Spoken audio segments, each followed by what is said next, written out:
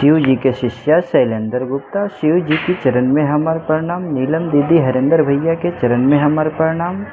हम बहुत ही सुंदर इस चैत की नवरात्रि पे कथा लेके आइल बानी। बड़ी दयादिन ने छोटी अपनी दयादिन से नवरात्रि के पूजा पाठ के बारे में पूछे गईली तो कैसे वो छोट दयादिन बड़ दयादिन के दुर्गा माता के प्रसाद में छोटकी मछली के प्रसाद चढ़ावे के बतैली। हम ई कहानी में रउरा लोगन के सुनावल चाहतानी। रउरा लोगन कहानी के अंत तक सुनेम लोगिन। अंत तक कहानी सुनला से ई गुण मिलेला कि कहानी के पूरा गुण अंत में मिलेला। हर हर महादेव, जय भोलेनाथ, कार्तिक गणेश की जय हो। हर हर शंभू, घर घर शंभू। एगो गांव में गरीब पति पत्नी रहत रहे लो। वो मेहनत मजदूरी करके अपन घर के रोजी रोटी चलावो लो।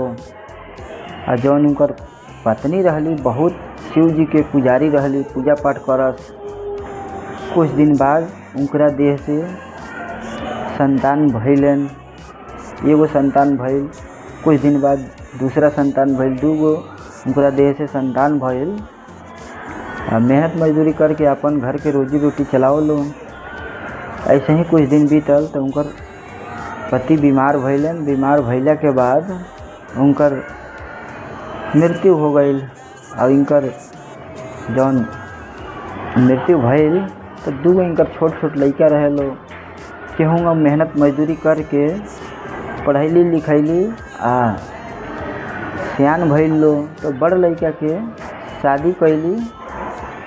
अब बड़ लइका के शादी कैली तो शादी होके उनकर पतोह भइली। तो उनकर पतोह जौन रहली बहुत सीधा रहली। अपन सास के बहुत सेवा करस, घर के काम उम करस। उनकर छोट देवर रहे, छोट देवर के भी सेवा वगैरह करस। सही टाइम पे खाना वाना बना के खियावस। तो ऐसे ही कुछ दिन बीतल तो इनकर दूसर वाला लड़का के भी शादी कैली। दूसर वाला लड़का के शादी ब्याह भइल। अब शादी हो गई। ओकरी बाद जौन छोट वाले लड़का के शादी भइल, उनकर जौन छोट वाले लड़का के जौन पत्नी आइली वो तनी बहुत तेज रहली, चालू किस्म के लड़की रहली। अभी आपस में मिल बहर के कुछ दिन रहल लो। घर के मेहनत मजदूरी करत रहे लो। जो भी बा अपन पालन पोषण करत रहे लो। जौन इनकर सास रहली, सास तो बहुत बूढ़ हो गई रही। कुछ दिन बाद इनकर सास के मृत्यु हो गई। अब दोनों जानी देवरानी जेठानी घर में रहत रहे लो। तो कुछ दिन बीतल तो इनकर जौन बड़ जानी के पति रहलन वो किसानी वसानी करस। किसानी वसानी करके आवस तो अपन मेहनत मजदूरी कैला के बाद घर के रोजी रोटी चलावस। छोट जाने के ई तनी पढ़ल लिखल रहलन ज़्यादा। तो इनकर सरकारी नौकरी लाग गई। तो ई अपन सरकारी नौकरी लाग गई तो अपन वही जा रहे लगलन। दोनों जाना के पत्नी रहे लो, घर में रहे लागल लो। अब इनकर छोट जानी जौन रहली, छोट देवरानी रहली, ई चालू रहली, तेज तड़ाका रहली। तो सोचे लगली, कहे लगली कि हमरा देह से तो एके गो लइका बाटे आ इनकरा देह से 4 गो लइका बालो। हमार पति कमा के पैसा भेजत रहन, वही से खर्चा बर्चा चलत हटे। काहे ना हम अलगा हो जाई। अब अलगा होके खातिर अपना जेठानी से कहे लगली कि हम अलगा होके हम एक में ना रहें। तो इनकर जौन जेठानी रहली उ पूछे लगली कि का दिक्कत बाटे, हमरा से कौन गलती हो गई बाटे कि तू कहत तारू अलगा रहे के। हमार पति किसानिए न करत रहन, किसानी करके आवेलन। किसानी से जितना अनाज पैदा होला उसे घर के रोजी रोटी चलेला। आ तहार पति सरकारी नौकरी करेलन, उसे घर के भी खर्चा वर्चा चलेला। तई कहली कि ना, हम अलगे रहें, हम एक में रहें ना। अभी दोनों जानी अलगे अलगे हो गई लो। ऐसे ही कुछ दिन बीतल तो इहे चैत के नवरात्रि आवे वाला रहे। चैत के नवरात्रि आवे वाला रहे तब जौन बड़ इनकर दियादिन रहली ई तनी सीधा रहली। तो कहली काहे ना हम छोट अपना देवरानी से जाके पूछा तनी कि नवरात्रि में दुर्गा माता के पूजा पाठ केंग होला। तो जाके पूछे लगली अपना देवरानी से, पूछे लगली कि नवरात्रि के पूजा पाठ केंग होला, का सामान लागेला, तू हमरा के बता द। तो इतना बात सुनते ही कहली कि तारा बस के बाटे नवरात्रि के पूजा कर ले हल, दुर्गा माई के पूजा कर ले हल, तारा बस के नहीं खे, ओमे बहुत खर्चा लागेला। तो ही कहली काहे ऐसन तू बात कहतरू, जितना हमारा क्षमता बा हम उतना ही में हम पूजा पाठ कर ले हम, तू बताव का लागेला। तो बतावे लगली कि पान कसैली, माता रानी के चुनरी लागेला, आ 9 दिन कलश उलस लागेला। आ नवरात्रि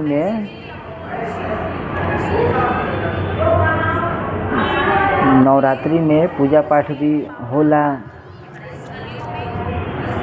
अब माता रानी के प्रसाद में छोटकी मछली के प्रसाद चढ़ेला माता रानी के। अभी सीधा साधा रहली, केहू सोचेला कि अपना घर के जो कोई सदस्य बा वो अच्छा ही आदेश देला, सलाह देवेला। तो वो मान गईली।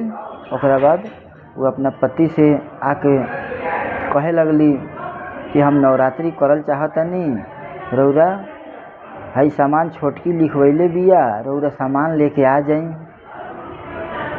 तो सामान में देखा तरन कि छोटकी मछली भी लिखावल गई बाटे। तो कहलन कि माता रानी के प्रसाद में छोटकी मछली कहाँ चढ़ेला टे, छोटकी मछली ना चढ़ेला माता रानी के प्रसाद में। तो ई कहली कि ना, छोटकी लिखवैले भी, छोटकी गलत थोड़ी लिखवाई, रौरा लेके आई। तो ई मान गईलन बाजार से सब सामान उमान लेके अइलन, छोटकी मछली भी ले अइलन। तो नवरात्रि में माता रानी के चौकी ओकी रखलक लो, पूजा पाठ करे लागल लो। आ छोटकी मछली के ही प्रसाद बना के चढ़ैली। अब माता रानी तो सब देखत रहली, कहत रहली, मने मने मुस्कुरात रहली, कहत रहली कि बतावा सीधा साधा आदमी के साथ हेंगा घात कैले बिया, छोटकी मछली के प्रसाद चढ़ौले बिया, चढ़ावे के आदेश दिले बिया। लेकिन माता रानी जानत रहली जाने अनजाने में केहू से गलती होला तो कौनो देवी देवता माफ़ कर देला। जानबूझ के गलती ना करे के चाही। अब जाने अनजाने में गलती भई रहे तो दुर्गा माता माफ़ कर देहली। ऐसे ही 1-2 दिन, 3 दिन, 4 दिन, 5 दिन, 9 दिन नवरात्रि बीतल। तो वो दिन कुंवारी खियावे के भी वो उनकरा से अपना छोटी देवरानी से पूछ के अली, छोटकी से कि नवरात्रि में सब चीज़ तो बता देली। नवरात्रि में 9 दिन बीत जाला तो कुंवारी के खियावल जाला, कुंवारी के तू बताव। तो कुंवारी में भी वो बतैली कि कुंवारी तू काहे के खियावत तनी, बहुत खर्चा लागी, मत खियाई। तो कहे लगली कि काहे छोटकी कहत रू, हम इतना कर देनी तब कुंवारी खियाए में का बाटे। जेकरा जितना सकान बाटे, जेकरा लगे जितना पैसा बा उ दान करेला। केहू 501 रुपया भी दान करेला, केहू 11 रुपया भी दान करेला। हम 11 रुपया ही दान करते हम। तो ऐसे ही पूछे लगली तो बतैली कि ठीक बाटे, चुनरी लागेला आ जो भी बा सब श्रृंगार के सामान लागेला आ 9 गो। तो बतावे लगली कि 9 आदमी के कुंवारी खियावल जाला और 9 आदमी के अलग अलग चुनरी आ सब श्रृंगार के सामान देहल जाला। एगो लइका में भैरव बाबा के संग में कुंवारी खियावल जाला। आ प्रसाद में तू छोटकी मछली ले आके आ प्रसाद में तू दे दिह, चुनरी में लपेट के। सब जानी के अलग अलग कह दिह कि लगे ना खोलस, जाके अपना घरे खोली लो। तो ये बात मान के आ गईली। ओकरी बाद कुंवारी खियावे के प्रसाद वगैरह मंगवैली आ बढ़िया से छोटकी मछली बनवा के 9 गो कुंवार लड़की के बुला के आ एगो लड़का में भैरव बाबा के रूप में बुला के जो भी पूजा पाठ पूरी वगैरह खियैली आ शौक श्रृंगार के सामान में ही मछली के रख के लपेट के दे देली। कहली कि तू लोगिन एजा मत खोलिए लोगिन, जाके अपना महतारी लोग के लगे खोलिए लो, माई के लोग के लगे खोलिए लो। तो वजह से उठा के लेके चल गई लो अपना अपना घरे। अभी एंगा कैले रहली कि जाके खोली लो। तो गांव में भगदड़ मची आ हर कोई बुरे नज़र से देखे लगी इनकरा के। आई माता दुर्गा माता भी क्रोधित होके इनकरा ऊपर नज़र ना फेरी हन। अब दुर्गा माई तो देखत रहली, अंतर्यामी है, देखत रहली आ मने मने मुस्कुरात रहली। और जौन 7 लड़की के प्रसाद मिल रहे, एगो भैरव बाबा के प्रसाद मिल रहे। तो सब जना अपना अपना घरे जाके खोलत लो। तो प्रसाद में देखत लो सोना चांदी हो गई बाटे। सोना चांदी देख के पूरा गांव में हलचल मच गई कि गरीबे रही है लेकिन पूजा पाठ कैले बड़ी। नवरात्रि में कुंवारी खियले बड़ी। कुंवारी खियला के बाद प्रसाद जौन दिले बड़ी उ तो प्रसाद में दान में हीरा सोना चांदी निकलल बाटे। अब सब लोग भगदड़ मचल सब लोग के वजह से इनकरा कान में भी बात पहुँचता, इनकरा देवरानी के बात कान में बात पहुँचता। तो यो देखा तरी तो कहे लगली कि हो सके तो हमार सास जितना संपत्ति वगैरह हीरा वगैरह रलक हटे उ लागत इनकरा के देले बाड़ी, इनकरे के दे देले बाड़ी। यही चलते ही नवरात्रि में दान कैले बाड़ी। अभी आके कहे लगली कि हो तू हमारा साथे छल कैले बाड़ू, जितना हमार सास के संपत्ति रलक है, सोना चांदी हीरा जेवरात रलक हटे, तू दान में देले बाड़ू, लागत हमारा साथे तू छल कैले बाड़ू। तो ई कहे लगली ना छोटकी, ऐसन बात नहीं थे, तू जेंगा कहले रहलू है वहीं हम पूजा पाठ कैले बानी। छोटकी मछली के भी प्रसाद चढ़ौले रहनी है दुर्गा माता पे। तो कहली कि ठीक बाटे, तू तन देखावा था कहाँ प्रसाद बाटे। तो जा ना हो लाल चुनरी से ढकल बाटे दुर्गा माई के मूर्ति के लगे। तो जाके जैसे ही वो प्रसाद हटावत तरी तो देख तरी चुनरी जैसे हटावत तरी तो देख तरी को में सांचों के हीरा जेवरात सोना चांदी बाटे। तो तुरंत वजह से आ गईली वापस। और अइला के बाद मने मने सोचे लगली कि हम ई दुर्गा माता के मछली के प्रसाद चढ़वैले रहनी है, लागत है दुर्गा माता खुश होके इस सोना चांदी में बदलले बड़ी, काहे ना हमहूँ पूजा पाठ यहीं करी। तो अपना पति से सब सामान मंगवैली, सामान मंगवला के बाद 1 किलो छोटकी मछली भी मंगवैले रहली। यही में पूजा पाठी कैली। तब यही कुंवारी खिया के सब लोग के प्रसाद बाँटली। सब लोग के प्रसाद बाँटे जैसे जाता रही तो उनमें से मछली में से हीरा जेवरात के बदले हड्डा, बिच्छू, सांप वगैरह सब निकल लगल सन। निकल के एगो बिच्छू इनकरा के डंक मारत या तो वही जाई तिलमिला के गिर गईली। अब तिलमिला के गिर गईली काहे कि दुर्गा माता तो देखत रहली कि जानबूझ के हमरा साथे हमरा पूजा पाठ में ये गलती बतैले रहली हटे। तो तुरंत इनकरा साथे अन्याय हो गई। अब इतना बात देखते ही गांव में बिल्कुल हाहाकार मच गई कि इनकर छोटकी दियादिन रही है, इनकरा घरे पूजा पाठी कैली नवरात्रि में। तो मछली के भोग लगैले रही हटे तो उनमें इनकरा के बिच्छू काट ले बिया। लोग गई जाके देखा था, प्रसाद लाल चुनरी से ढकले रही तो प्रसाद उगार के देखा था तो हड्डा, बेड़नी, कीड़ा मकोड़ा, मछली वगैरह सब उनमें प्रसादी में लौकत रहे। अब सब केहू गाली उली बके लागल, इनकरा के भला बुरा कहे लागल। अब इनकरो कान में बात पहुँचता कि छोटकी नवरात्रि में पूजा कैले रखिए तो बिच्छू डंक मार देले दिया, ऐठा के गिर गई बड़ी। तो इहो गईली जाके देखा तरी तो इहो चकित हो गईली। आ लोग से भी कहे लगली कि यही तो हमहू पूजा पाठ कैनी हटे।